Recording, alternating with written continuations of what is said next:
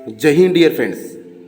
आज है 2 जून 2026 और 2 जून 2026 को जितने भी करेंट अफेयर्स के प्रश्न बनेंगे उनको कवर करेंगे। यदि आप चैनल में पहली बार आए हैं तो चैनल को सब्सक्राइब कर लीजिएगा। चलिए आगे बढ़ते हैं। आज का पहला क्वेश्चन है, आज हमने लाइक रखा है 10 लाइक का। 10 लाइक का टारगेट है हमारे वीडियो का। कृपा करके लाइक करें, ज़्यादा से ज़्यादा शेयर करें। आज का पहला क्वेश्चन है, हाल ही में रक्षा अनुसंधान एवं विकास संगठन डीआरडीओ के अध्यक्ष का अतिरिक्त प्रभार किसे सौंपा गया है? A doctor Sameer V Kamat, B Rajnath Singh, C Rajesh Kumar Singh, D Ajit Doval. तो इसका जो सही आंसर है वो है राजेश कुमार सिंह, जो कि डीआरडीओ के अतिरिक्त अध्यक्ष होंगे। राजेश कुमार सिंह को 29 मई 2026 को डीआरडीओ का अध्यक्ष का अतिरिक्त प्रभार सौंपा गया है। वे केरल के 1989 बैच के आईएएस अधिकारी हैं और राजेश कुमार सिंह 1 नवंबर 2026 से रक्षा सचिव के पद पर कार्यरत हैं, जिन्हें हाल ही में डीआरडीओ का अतिरिक्त प्रभार सौंपा गया है। बात आई है डीआरडीओ की, तो डीआरडीओ रक्षा मंत्रालय के अधीन भारत की प्रमुख रक्षा अनुसंधान एजेंसी है।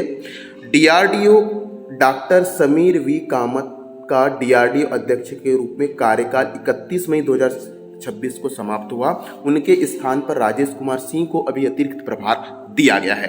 बात करें डीआरडीओ की, तो डीआरडीओ का फुल फॉर्म है defence research and development organisation और डीआरडीओ का मुख्यालय स्थित है नई दिल्ली में। डीआरडीओ की स्थापना 1 जनवरी 1958 को हुई थी। अब कुछ और नियुक्तियां देख लेते हैं जो कि हाल ही में की गई है और एग्जाम की दृष्टि से बहुत ज़्यादा इंपॉर्टेंट है। अभी चीफ ऑफ डिफेंस स्टाफ अर्थात सीडीएस किसे बनाया गया है? लेफ्टिनेंट जनरल एनएस राजा सुब्रमण्यम को। वहीं भारतीय नौसेना के 27वें प्रमुख चीफ ऑफ नेवल स्टाफ किसे बनाया गया है? तो वाइस एडमिरल कृष्णा स्वामीनाथन, याद रखिएगा। वहीं नेस्कॉम के नए चेयरमैन बने हैं श्रीकांत वेला मक्की और नीति आयोग के उपाध्यक्ष, जो कि नीति आयोग के प्रमुख होते हैं, ये बने हैं अशोक कुमार लाहिड़ी। वहीं पर यूआईडीएआई के नए सीईओ, आधार जो प्राधिकरण होता है, उनके नए सीईओ बने हैं सौरभ विजय। वहीं पर MPEDA marine product expert development authority के अध्यक्ष बने हैं पुलीबेला जवाहर।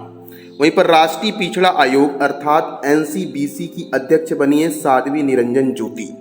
वहीं केंद्रीय सतर्कता आयोग सीवीसी में सतर्कता आयुक्त नियुक्त हुए हैं प्रवीण वरिष्ठ और फिक्की के नए महासचिव बने हैं अनंत स्वरूप और राष्ट्रीय कंपनी विधि प्राधिकरण एनसीटीएल के अध्यक्ष बने हैं अनुपिंदर सिंह रेपाल। तो ये चीज याद रखिएगा, एग्जाम की दृष्टि से इंपॉर्टेंट है। क्वेश्चन को रिलेटेड करते हुए पढ़ें, क्वेश्चन आपको अच्छे से याद हो जाएंगे। चलिए आगे बढ़ते हैं, देख लें अगला क्वेश्चन। हाल ही में निधन होने वाली सुमन कल्याणपुर कौन थी? ए शास्त्रीय नृत्यांगना, बी पार्श्व गायिका, सी फिल्म निर्देशक, डी लेखिका। इसका सही आंसर है पार्श्व गायिका सुमन कल्याणपुर। सुमन कल्याणपुर भारतीय सिनेमा जगत की प्रसिद्ध गायिका थी, जिन्होंने कई फिल्मों में गाना गाया है। 3000 से अधिक गीत गाए हैं। हिंदी, मराठी, बंगाली, गुजराती, कई भाषाओं में इन्होंने गाना गाया है। इनके प्रसिद्ध गाना थे आजकल तेरे मेरे प्यार के चर्चे, ये लोकप्रिय गाना है इनका। चलिए, हाल ही में कुछ महत्वपूर्ण व्यक्ति के निधन हुए हैं जो कि एग्जाम की दृष्टि से इंपॉर्टेंट है, जैसे आशा भोसले जी प्रसिद्ध गायिका, रोहित बल जो कि प्रसिद्ध फैशन डिजाइनर थे जिनका हाल ही में निधन हो गया, अजीत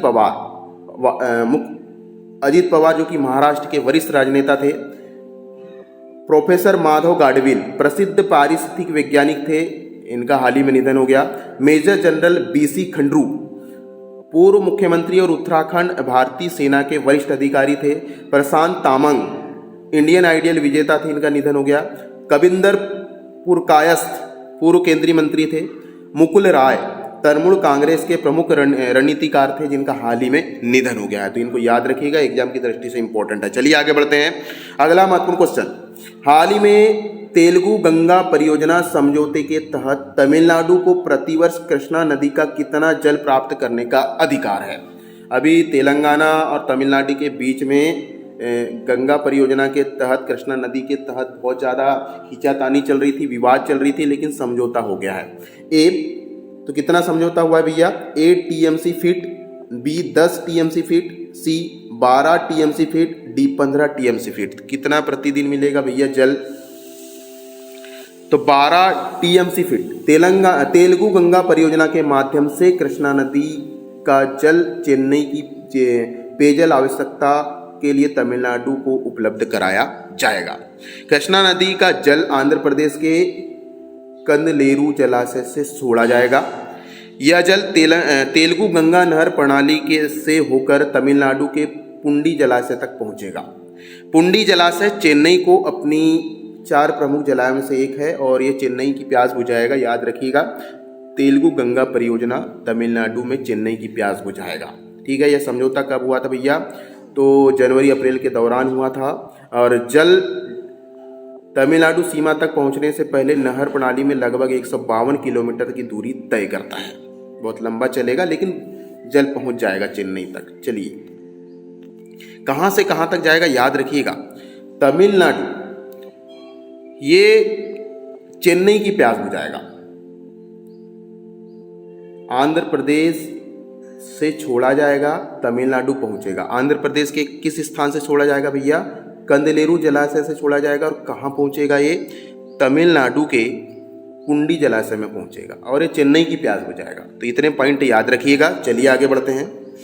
अगला महत्वपूर्ण क्वेश्चन, वैश्विक अभिभावक दिवस ग्लोबल डे ऑफ पेरेंट्स प्रत्येक वर्ष कब मनाया जाता है? ए 15 मई, बी 1 जून, सी 5 जून, डी 20 नवंबर। इसका सही आंसर है 1 जून। वैश्विक अभिभावक दिवस प्रतिवर्ष 1 जून को मनाया जाता है। संयुक्त राष्ट्र महासभा ने वर्ष 2012 में इस दिवस की घोषणा की थी। 1 जून जो अभिभावक दिवस है, इस बार की थीम है माता पिता के लिए एक साथ, द टुगेदर ऑफ पेरेंट्स। इसका उद्देश्य है माता पिता और अभिभावक के योगदान को सम्मान देना। तो वैश्विक अभिभावक दिवस 1 जून को मनाया जाता है, नोट डाउन कर लें। चलिए आगे बढ़ते हैं। अगला महत्वपूर्ण, अब बात आई है जून माह के अंतर्राष्ट्रीय दिवस की। तो एक नज़र में सरसरी निगाह से देख लेते हैं कि जून माह के अंतर्राष्ट्रीय दिवस कौन कौन से हैं। 1 जून को विश्व दुग्ध दिवस मनाया जाता है। इसके बारे में भी डिटेल क्वेश्चन अभी पढ़ेंगे आगे। 1 जून वैश्विक अभिभावक दिवस मनाया जाता है। 3 जून को विश्व साइकिल दिवस मनाया जाता है। 4 जून को आक्रामकता के शिकार निर्दोष बच्चों का अंतर्राष्ट्रीय दिवस मनाया जाता है। विश्व पर्यावरण दिवस 5 जून को मनाया जाता है। विश्व खाद्य सुरक्षा दिवस 7 जून को मनाया जाता है। विश्व महासागर दिवस 8 जून। बाल श्रम निषेध दिवस 12 जून। विश्व रक्तदाता दिवस 14 जून। वृद्धजन दुर्व्यवहार जागरूकता दिवस 15 जून। अफ्रीकी बाल दिवस 16 जून। मरुस्थलीय एवं सूखा रोकथाम विश्व दिवस 17 जून। सतत भोजन दिवस 18 जून। संघर्ष में यौन हिंसा उन्मूलन हेतु अंतर्राष्ट्रीय दिवस 19 जून। विश्व शरणार्थी दिवस 20 जून। अंतर्राष्ट्रीय योग दिवस 21 जून। विश्व संगीत दिवस 21 जून। संयुक्त राष्ट्र लोक सेवा दिवस 23 जून। अंतर्राष्ट्रीय ओलंपिक दिवस 23 जून। नाविक दिवस 25 जून। मादक द्रव्य दुरुपयोग और अवैध तस्करी विरोधी दिवस 25 जून। यातना पीड़ितों के समर्थन का अंतर्राष्ट्रीय दिवस 26 जून। सूक्ष्म लघु एवं मध्यम उद्यम दिवस 27 जून। उष्ण कटिबंधीय दिवस 29 जून। अंतर्राष्ट्रीय क्षुद्रगृह दिवस 30 जून और अंतर्राष्ट्रीय संसदीय दिवस 30 जून को ही मनाया जाता है। तो ये कुछ महत्वपूर्ण दिवस थे जो एग्जाम की दृष्टि से इंपॉर्टेंट है। चलिए आगे बढ़ते हैं। आज का अगला क्वेश्चन, हाल ही में जल संसाधन आकलन, निगरानी और प्रबंधन के लिए उपग्रह आधारित अनुप्रयोग और उन्नत प्रौद्योगिकी को मजबूत करने के लिए किस मंत्रालय ने इसरो के साथ समझौते ज्ञापन पर हस्ताक्षर किया है? ए पृथ्वी विज्ञान मंत्रालय, बी पर्यावरण वन एवं जलवायु परिवर्तन मंत्रालय, सी जल शक्ति मंत्रालय, डी ग्रामीण विकास मंत्रालय। इसका सही आंसर है जल शक्ति मंत्रालय। जल शक्ति मंत्री हैं CR पाटिल और केंद्रीय मंत्री जितेंद्र सिंह ने दिल्ली में जल अनुसंधान एवं विकास पर राष्ट्रीय कार्यशाला का उद्घाटन किया, दिल्ली में हुआ। और जल शक्ति मंत्रालय ने Indian space research of organisation के बीच जल शक्ति मंत्रालय और इसरो के बीच एक समझौता हुआ है। इस समझौते के तहत जल क्षेत्र के 24 प्राथमिक वाले क्षेत्र पर अनुसंधान किया जाएगा, कुछ प्रयोग किए जाएंगे जिससे कि जल संसाधनों का आकलन, निगरानी और प्रबंधन अच्छे से किया जा सके। ठीक है, अगला महत्वपूर्ण क्वेश्चन, ये बहुत ज़्यादा इंपॉर्टेंट है। 22वीं एशियाई अंडर-20 एथलेटिक चैंपियनशिप 2026 में भारतीय टीम ने कुल कितने स्वर्ण पदक जीते हैं? महत्वपूर्ण question, A 7, B 8, C 10, D 12। इसका सही आंसर है 10। 22वीं एशियाई अंडर 20 एथलेटिक चैंपियनशिप में भारत में 20 पदक जीते हैं, 10 पदक जीते हैं, 10 स्वर्ण पदक जीते हैं। भारत ने कुल इसमें 19 पदक जीते हैं। 22वीं एशियाई अंडर 20 एथलेटिक चैंपियनशिप जो कि हांगकांग में आयोजित हुई थी, इसमें भारत ने कुल 19 पदक जीते हैं, जिसमें 10 स्वर्ण पदक हैं, 4 रजत पदक हैं और 5 कांस्य पदक हैं। इसको याद रखिएगा डियर स्टूडेंट्स। हाँ, 22वीं एशियाई अंडर 20 एथलेटिक चैंपियनशिप का आयोजन हांगकांग में किया गया था। हांगकांग का काई टॉक स्पोर्ट्स पार्क, हांगकांग का है काई टॉक स्पोर्ट्स पार्क में आयोजन किया गया था। कब से कब तक? तो ये 28 से 31 मई 2026 तक आयोजित किया गया था। चलिए अब कुछ बात कर लेते हैं जो कि हाल ही में किसे कौन सा पदक मिला है। स्वर्ण पदक की बात करें तो पूजा सिंह महिला हाई जंप के लिए मिला है। मुस्कान महिला 5000 मीटर दौड़ में स्वर्ण पदक जीती है। अमानत कंबोज महिला डिस्कस थ्रो में स्वर्ण पदक जीती है। और भूमिका नेहाते, तरुआ खातूर, शेरून बावा, नीरू पाठक, इन्होंने relay race 400 metre relay race में स्वर्ण पदक जीता है। वहीं पर मोंगली वेंकट राम रेड्डी पुरुष वर्ग में 800 मीटर दौड़ में स्वर्ण पदक जीता है। निखिल चंद्रशेखर ने पुरुष 3000 मीटर स्टीबलिस चेंज में स्वर्ण पदक जीता है। राहुल जाखड़ ने पुरुष डेकाथलॉन जीता है।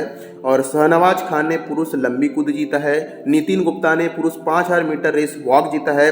बसंत ने पुरुष हाई जंप जीता है।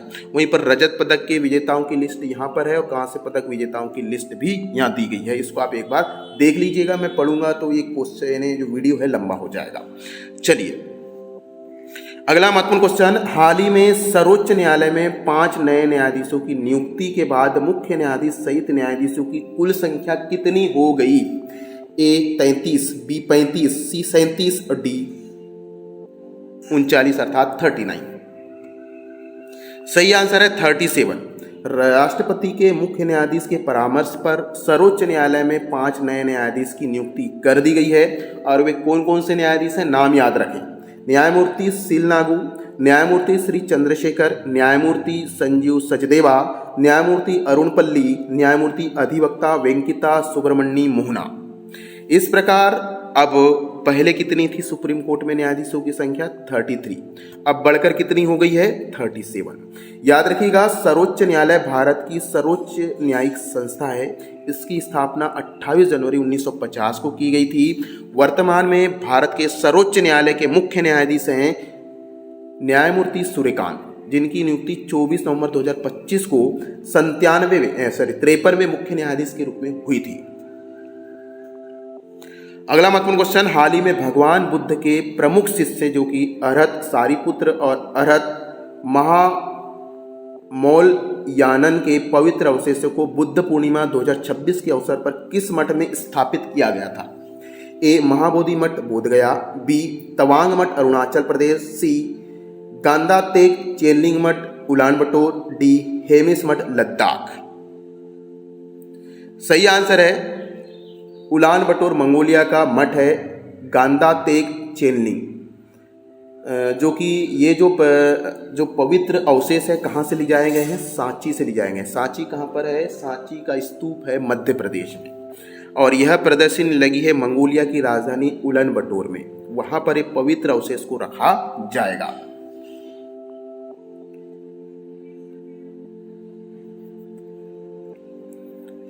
अगला महत्वपूर्ण क्वेश्चन, हाल ही में सिंगापुर ओपन बैडमिंटन 2026 के पुरुष युगल का खिताब किस भारतीय जोड़ी ने जीता है? ए लक्ष्य सेन और एच.एस. प्रणय, बी सात्विक साईराज रंकीरेड्डी और चिराग शेट्टी, डी किदाम्बी श्रीकांत और लक्ष्य सेन, डी बी.आई. प्रणीत और समीर वर्मा। स्टूडेंट्स, इसका सही आंसर है सात्विक राजसाई की जोड़ी और चिराग शेट्टी की जोड़ी ने सिंगापुर ओपन बैडमिंटन चैंपियनशिप का खिताब जीत लिया है, युगल खिताब। फाइनल में इसने इंडोनेशिया के खिलाड़ियों को हराया है।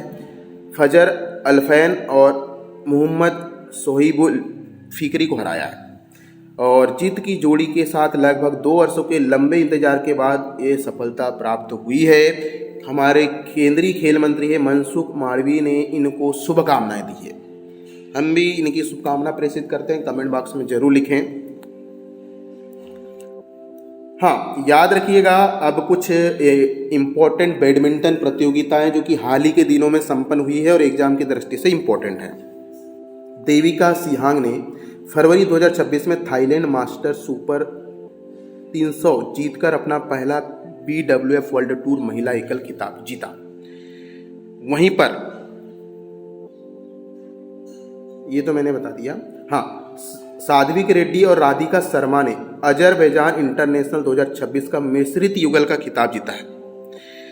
आयुष शेट्टी ने अप्रैल में बैडमिंटन एशिया चैंपियनशिप में रजत पदक जीतकर उपलब्धि हासिल की थी। वहीं भारतीय पुरुष बैडमिंटन टीम ने डेनमार्क में आयोजित थॉमस कप में कांस्य पदक जीता है। सिंगापुर ओपन 2026 में सात्विक और चिराग की जीत ने, ये तो मैंने बता दिया अभी, ये देविका आयुष ये भी बता दिया, ये सब हो गया है। ठीक है, चलिए आगे बढ़ते हैं।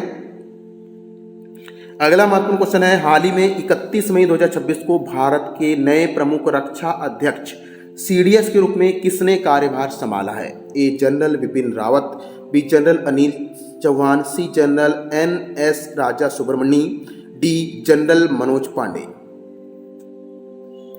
सही आंसर है जनरल NS राजा सुब्रमणी नया प्रमुख रक्षा अध्यक्ष बनाया गया है। जनरल NS राजा सुब्रमण्यम ने 31 मई 2026 को भारत के तीसरे प्रमुख रक्षा अध्यक्ष CDS के रूप में कार्यभार संभाला। इन्होंने जनरल अनिल चौहान का स्थान लिया है। याद रखिएगा, जो सुब्रमण्यम है जनरल NS राजा सुब्रमण्यम, वे गढ़वाल राइफल्स से संबंधित थे और वे भारतीय सेना के उप प्रमुख भी रह चुके हैं। अगला महत्वपूर्ण क्वेश्चन, हाल ही में एशियाई अंडर 20 एथलेटिक चैंपियनशिप 2026 में पुरुषों की 800 मीटर दौड़ में भारत के लिए स्वर्ण पदक किस खिलाड़ी ने जीता? ए पीयूष राज, बी मोंगली वेंकटरमन, सी सैयद सबीर, डी रंजीत कुमार। सही आंसर है मोंगली वेंकटरमन। हाल ही में अंतर्राष्ट्रीय 20 एथलेटिक चैंपियनशिप में भारत का पहला स्वर्ण पदक मोंगली वेंकटरमन ने 800 मीटर दौड़ में जीता है। वहीं पर टीम रिले रेस में भूमिका ताऊर और सेहनूर और नीरू ने रिले रेस प्रतियोगिता में स्वर्ण पदक जीता है। काजल भावना, आरती और निपन की महिला जोड़ी ने 100 मीटर रिले टीम स्पर्धा में रजत पदक जीता है। पीयूष राज, सैयद सबीर, रंजीत कुमार और मोहम्मद अशफाक ने 400 मीटर पुरुष रिले रेस में कांस्य पदक जीता है। हाँ, याद रखिएगा, विश्व अंडर 20 एथलेटिक चैंपियनशिप 5 से 9 अगस्त 2026 तक यूजिन ओरेजिन में आयोजित होगी। अभी जो अंडर 20 एशियाई अंडर 20 एथलेटिक चैंपियनशिप हांगकांग में आयोजित चल रही है। याद रखिएगा, विश्व अंडर 20 एथलेटिक चैंपियनशिप 5 से 9 अगस्त को आयोजित होगी, ये चीज याद रखिएगा। अभी एशियाई वाली चल रही है। अगला महत्वपूर्ण क्वेश्चन, हाल ही में IPL 2026 के फाइनल में रॉयल चैलेंजर बेंगलुरु ने किस टीम को हराकर लगातार दूसरी बार खिताब जीता है? A Mumbai Indians, B Punjab Kings, C Gujarat Times और डी चेन्नई सुपर किंग्स। सही आंसर है गुजरात टाइम्स। IPL 2026 का खिताब रॉयल चैलेंजर्स बेंगलुरु ने लगातार दूसरी बार जीता है और फाइनल मैच में RCB ने गुजरात टाइम्स को 5 विकेट से हराया। फाइनल मुकाबला नरेंद्र मोदी स्टेडियम में खेला गया था और RCB के कप्तान रजत पाटीदार को ट्रॉफी प्रदान की गई। विराट कोहली ने फाइनल में 75 बनाए और मैन ऑफ द मैच रहे। वहीं गुजरात टाइम्स के लिए वाशिंगटन सुंदरन ने नाबाद 50 रन की पारी खेली। RCB के शेख सलाम ने 3 विकेट लिए। वैभव सूर्यवंशी को प्लेयर ऑफ द सीरीज चुना गया। वैभव सूर्यवंशी ने 776 रन बनाकर ऑरेंज कप जीती है। 15 वर्ष की आयु में ऑरेंज कप जीतने वाले सबसे कम उम्र के खिलाड़ी बन गए हैं वैभव सूर्यवंशी।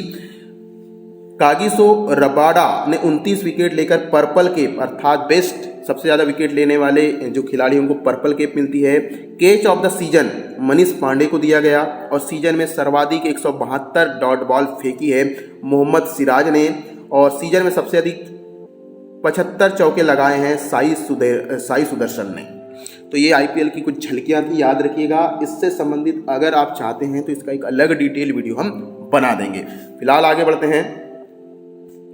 अगला महत्वपूर्ण क्वेश्चन, हाल ही में 16 वर्ष से कम आयु के बच्चों के लिए सोशल मीडिया अकाउंट पर प्रतिबंध लगाने वाला देश कौन सा है? A Australia, B Indonesia, C Malaysia, D Brazil. सही आंसर है मलेशिया। मलेशिया ने हाल ही में 16 वर्ष से कम उम्र के बच्चों को सोशल मीडिया अकाउंट पर प्रतिबंध लगा दिया है और कम से कम 80 लाख उपयोगकर्ता वाले सोशल मीडिया प्लेटफॉर्म के लिए आयु सत्यापन जरूरी है। साथ ही साथ ऑस्ट्रेलिया ने भी, इंडोनेशिया ने भी, ब्राजील ने भी, मलेशिया के साथ साथ ऑस्ट्रेलिया, इंडोनेशिया, ब्राजील ने भी, हाँ, ऑस्ट्रेलिया और इंडोनेशिया ने 16 वर्ष से कम उम्र के बच्चे सोशल मीडिया का प्रयोग नहीं कर सकते और वहीं ब्राजील ने नियम निकाला है कि 18 वर्ष से कम उम्र के बच्चे सोशल मीडिया का प्रयोग नहीं कर सकते। आपको जब भी ऐप चालू करना है तो एज बताना पड़ेगा। अगला महत्वपूर्ण क्वेश्चन, 2027 एशियाई रिले एथलेटिक चैंपियनशिप का आयोजन किस शहर में किया जाएगा? ए भुवनेश्वर, बी नई दिल्ली, सी चंडीगढ़, डी पटियाला। सही आंसर है चंडीगढ़। 2027 एशियाई रिले एथलेटिक चैंपियनशिप का आयोजन चंडीगढ़ में होगा। यह प्रतियोगिता सेक्टर 7 स्पोर्ट्स कॉम्प्लेक्स में आयोजित होगी 2027 में। आयोजन की मेजबानी एथलेटिक फेडरेशन ऑफ इंडिया और एशियाई एथलेटिक एसोसिएशन के सहयोग से होगी। चंडीगढ़ को यह मेजबानी हांगकांग में आयोजित हुई एशियाई एथलेटिक्स एसोसिएशन बैठक में लिया गया। इस चैंपियन में पुरुष, महिला और मिश्रित वर्ग की 100 मीटर रिले रेस और 400 मीटर रिले दौड़ शामिल की गई है। हाँ, 1989 एशियाई रोइंग चैंपियनशिप के बाद यह चंडीगढ़ का सबसे बड़ा अंतर्राष्ट्रीय खेल आयोजन होगा। भारत को 2028 की एशियाई अंडर एथलेटिक चैंपियनशिप की मेजबानी मिली है। याद रखिएगा, 2028 में जो एशियाई एंड इंडोर एथलेटिक चैंपियनशिप होगी वो भारत में होगी और भारत में कहाँ आयोजित होगी? तो भुवनेश्वर में आयोजित होगी। तो ये महत्वपूर्ण पॉइंट थे, एग्जाम की दृष्टि से याद रखें। चलिए आगे बढ़ते हैं। अगला महत्वपूर्ण क्वेश्चन, हाल ही में 2030 के कॉमनवेल्थ गेम में पहली बार किस स्वदेशी खेल को शामिल किया गया है? महत्वपूर्ण क्वेश्चन है, नोट डाउन करें, इसका इंपॉर्टेंट है। ए कबड्डी, बी खो खो, सी योगासन, डी मलखम। सही आंसर है योगासन। 2030 के कॉमनवेल्थ गेम में योगासन भी शामिल होगा और यह पहली बार होगा। इसकी घोषणा केंद्रीय खेल मंत्री मनसुख मंडाविया जी ने अहमदाबाद में की है। इस प्रतियोगिता में पारंपरिक, कलात्मक, लययुक्त युगल और टीम स्पर्धा भी शामिल होगी और 2030 कॉमनवेल्थ गेम की मेजबानी कर रहा है भारत और भारत के अहमदाबाद शहर में 2030 कॉमनवेल्थ गेम आयोजित होगा। हाँ, भारत भविष्य में कबड्डी, खो खो और मलखम को भी स्वदेशी खेलों के रूप में मान्यता देने के प्रयास पर है। अगला महत्वपूर्ण क्वेश्चन, हाल ही में आदर्श शहर समृद्धि योजना किस राज्य में शुरू की गई? ए मध्य प्रदेश, बी राजस्थान, सी छत्तीसगढ़ और डी उड़ीसा।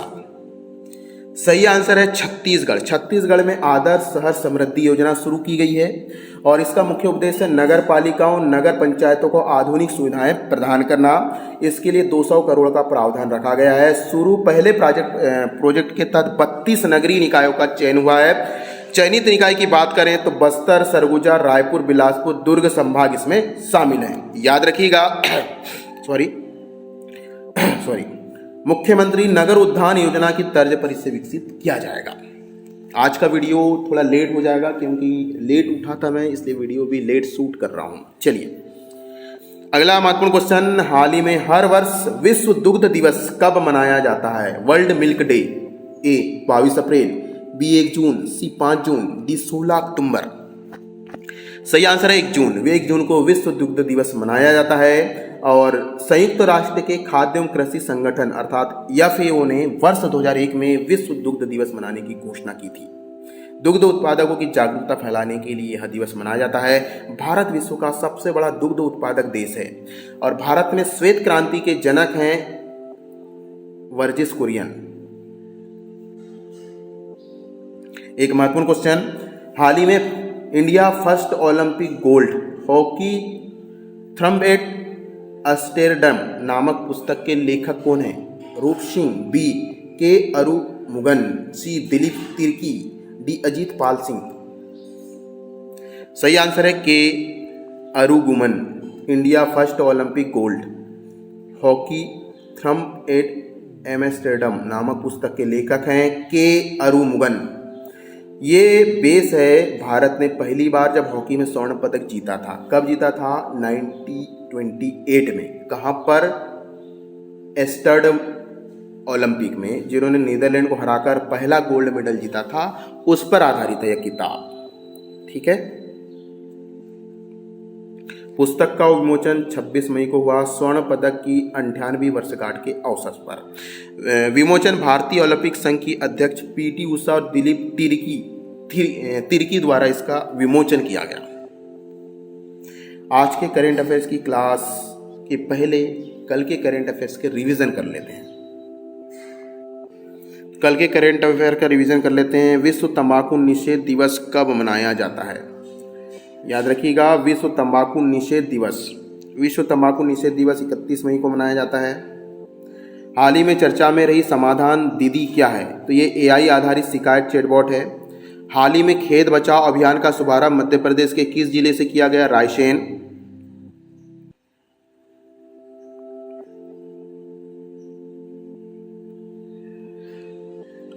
हाल ही में भारत के 27वें नौसेना प्रमुख कौन बने हैं?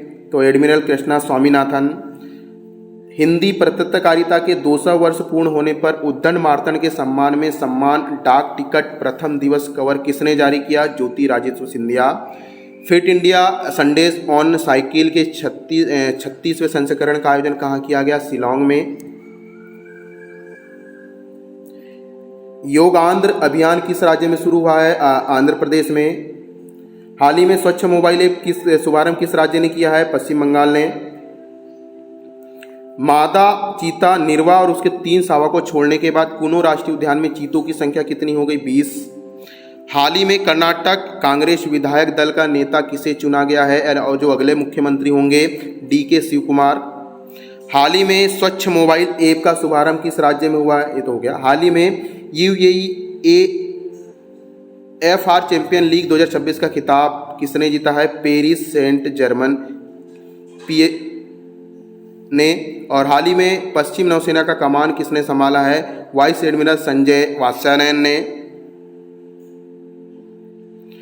हाल ही में उत्तर प्रदेश में 2026 में परीक्षाओं के लिए AI आधारित उपस्थिति एवं परीक्षा प्रबंध प्रणाली लागू करने की घोषणा किस विश्वविद्यालय ने की है? तो डॉक्टर APJ अब्दुल कलाम तकनीकी विश्वविद्यालय ने। हाल ही में गोवा राज्य का स्थापना दिवस कब मनाया गया? 30 मई को। अगला क्वेश्चन, हाल ही में नेवी सौर संग्रहालय कहाँ स्थापित किया जा रहा है? लखनऊ। अगला, विश्व तंबाकू निषेध दिवस के अवसर पर तंबाकू मुक्त शैक्षणिक संस्थान ऐप के प्रायोगिक संस्करण का शुभारंभ किसने किया? पुण्य सलीला श्रीवास्तव।